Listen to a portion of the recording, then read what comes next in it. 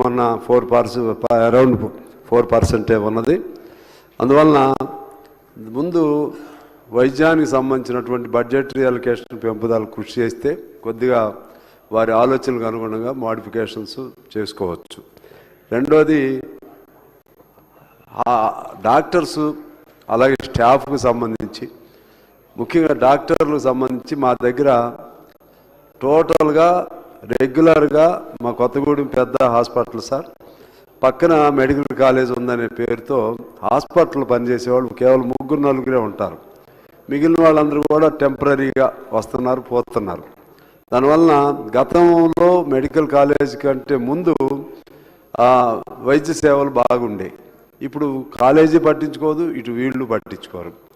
అదేవిధంగా ఇంకో మాతా శిశు హాస్పిటల్ ఉంటుంది మా దగ్గర. దానిలో కూడా దాని మీద మానిటరింగ్ లేదు.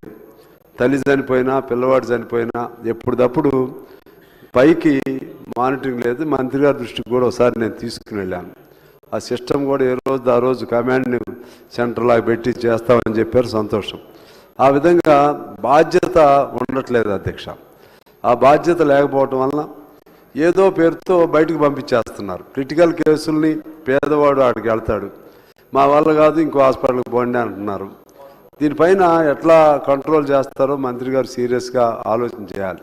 ఒక కేసు అక్కడికి వెళితే వాళ్ళ దగ్గర అది ట్రీట్ చేసే అవకాశం ఉన్నప్పుడు బయటికి ఎందుకు పంపిస్తారు అనే దాని మీద చెక్ చేయాలి. రెండోది అక్కడ మందులు ఉండలేదు అధ్యక్ష. అదేవిధంగా ఎక్స్రే పనిచేయదు. ఇంకా ఇతర ఆధునిక సౌకర్యాలు ఏమీ కూడా ఉండవు. పేరుకి మాది పెద్ద జిల్లా సెంటరు. అలాగే అంటే అన్ని చోట్ల ఈ ప్రాబ్లమ్స్ ఉంటాయి. నేను మాది ఉదాహరణ చెప్తున్నాను. అన్నీ పెద్ద ఇండస్ట్రియల్ ఏరియా మాది. కానీ అక్కడే అటువంటి పరిస్థితులు వస్తే ఇబ్బంది అవుతుంది. మాకు మెడికల్ కాలేజ్ ఉంది, మాతా శిశు హాస్పిటల్ ఉంది, మాది 200 బెడెడ్ కొత్తగూడెలో ఉంది, పక్కన 30 బెడెడ్ ఉంది. దానికి సంబంధించి కూడా వారికి నేను చాలాసార్లు రిప్రజెంట్ చేశాను. ఈసారి చేస్తారనుకుంటున్నాం. దాన్ని 100కి ఎన్హాన్స్ చేసి, ఎందుకంటే కొత్తగూడెం కంటే పాల్వంచి పెద్దది అధ్యక్ష.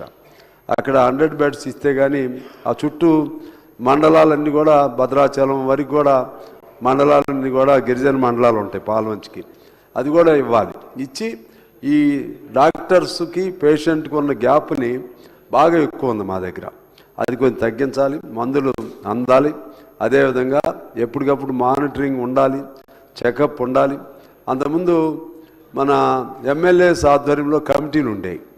ఇప్పుడు మాది పెద్ద హాస్పిటల్ అవటం వల్ల ఇది కలెక్టర్ గారి ఆధ్వర్యంలో అంటున్నారు. ఇది 200. దానిలో కూడా ఎమ్మెల్యే పాత్ర కూడా ఉంటే బాగుంటుందని మీ ద్వారా తెలియజేస్తున్నాను. ఓన్లీ ఏరియా హాస్పిటల్ ఇది మన 30 బెడెడ్స్ లేదా 100 బెడ్స్ బిలో 100 బెడ్స్ వరకు అవకాశం ఉంది. అలా కాకుండా ఏ హాస్పిటల్ ఉన్నా కూడా ఆ నియోజకవర్గంలో ఉన్న హాస్పిటల్ మీద ఎమ్మెల్యేస్ కూడా అందులో జనరల్గా మేము వెళ్తాము, వెరిఫై చేస్తాం, చెక్ చేస్తాం, వాళ్ళు ఏం అనలేరు. కానీ అథెంటిక్గా వాళ్ళని ప్రశ్నించడానికి కొద్దిగా ఇబ్బంది అవుతుంది. అది కూడా వారు ఆలోచన చేయాలి. అల్టిమేట్గా మీ ద్వారా నేను కోరేది మందులు రెగ్యులర్గా రావాలి. అదేవిధంగా స్టాఫ్ని ఖచ్చితంగా కొద్ది రోజులైనా ఉండేట్లుగా ఒక బాండ్ తీసుకోండి. 1-2 నెలలకు పోయే విధంగా కాకుండా అందులో దాంతోపాటు సబ్జెక్ట్ వైజ్గా బ్రాంచ్ వైజ్గా కూడా ఉండాలి. ఎక్స్రే లాంటివి కూడా ఉండాలి. ఆఖరిగా మా పాల్వంచికి మేము 100 బెడ్స్ హాస్పిటల్ కోసం రిక్వెస్ట్ చేసాం. అది కూడా కన్సిడర్ చేయాలని మీ ద్వారా వారిని కోరుతూ సెలవు తీసుకుంటున్నాను. Thank you. హరీష్ రావు గారు. సార్, ఈ బిల్లును స్వాగతిస్తా ఉన్నాం అధ్యక్ష.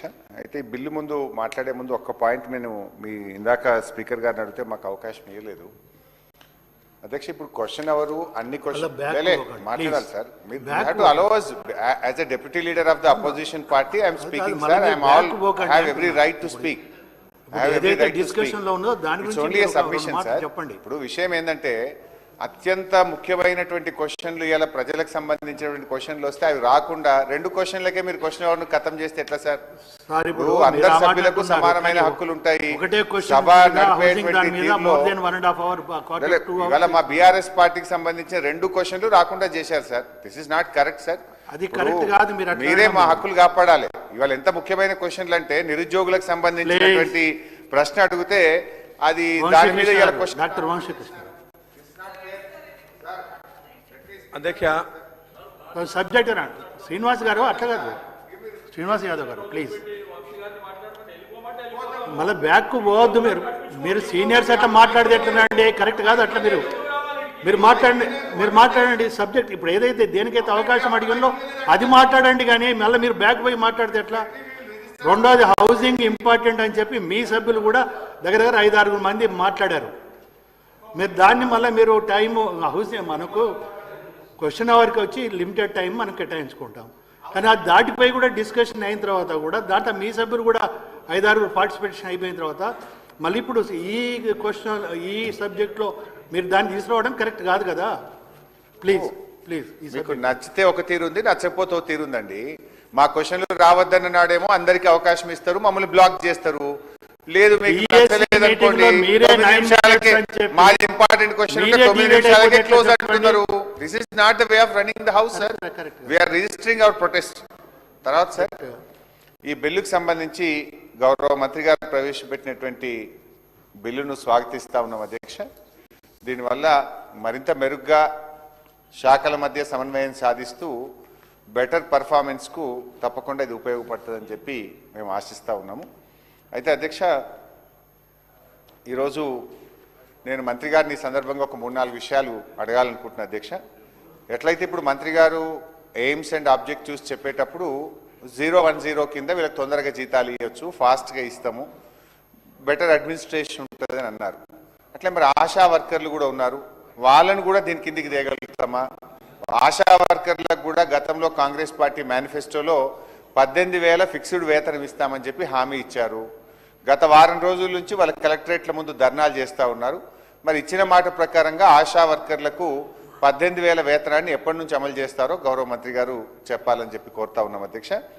అదేవిధంగా కేసీఆర్ కిట్ పథకాన్ని మీరు బంద్ చేసినారు, దాని ప్లేస్లో కొత్త పథకం తెస్తామన్నారు. తెస్తారా? ఎప్పటి నుంచి తెస్తారు?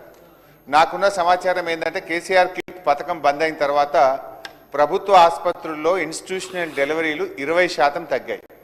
20% ఇన్స్టిట్యూషనల్ డెలివరీలు ఎందుకు తగ్గాయి? దాన్ని తిరిగి పెంచడానికి ప్రభుత్వం ఏ చర్యలు తీసుకుంటా ఉంది? మరి కేసీఆర్ కిట్ తరహాలో ఇంకో పథకాన్ని ఏమైనా ప్రవేశపెట్టారా? ఎప్పుడు ప్రవేశపెడతారు?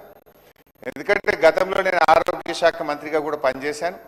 కేసీఆర్ కిట్టు, నియోనాటల్ అంబులెన్స్లు, మన ప్రభుత్వం ఎంసీహెచ్ ఆసుపత్రులు పెద్ద ఎత్తున తెరవడము, తద్వారా ఏమైందంటే భారతదేశంలోనే mother mortality rate, infant mortality రేటును మనము తగ్గించి దేశంలో 3వ స్థానంలోకి ఆ రోజు మనం చేరుకున్నాం.